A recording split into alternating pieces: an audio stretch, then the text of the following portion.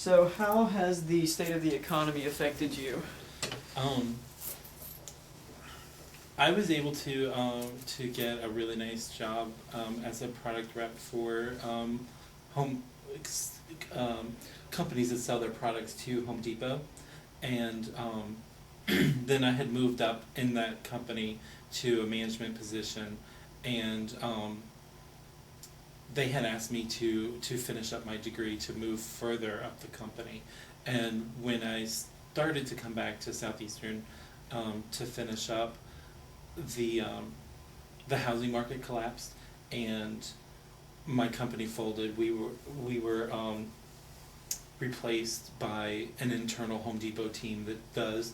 like a third of what we used to do for our companies, and so I lost my job in '09, and near the end of '09, around Halloween, and then I was on unemployment for a year, and then they extended unemployment for another 6 months, and that whole time the only jobs I could find in the Hammond market were fast food or air condition repair, which I wasn't qualified to do. Fast food wouldn't have paid my bills. Fast food would have paid less than what my unemployment insurance was paying. There was AC repair and welding, which I didn't want to do, but I also didn't know how to do. That was pretty much all I could find in this area. So I ended up coming back to school full time,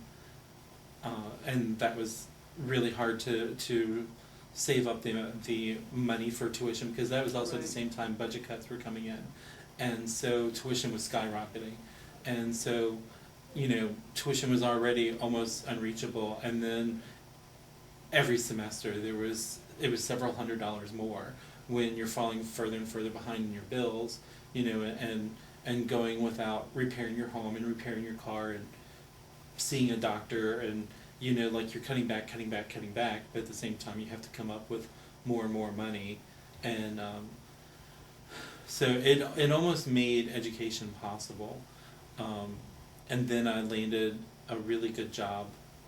For a while, actually, my unemployment, it had been extended for another 6 months, and then they were debating in Congress whether or not to go another 6 months, but Bobby Jindal had opted out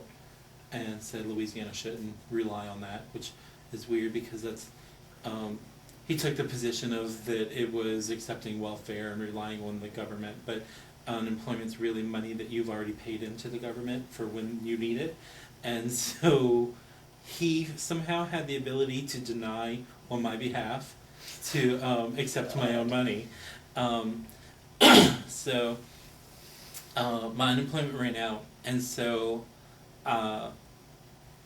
I had savings and I had great sisters, and I lived for several months on just like what I could scrape together, and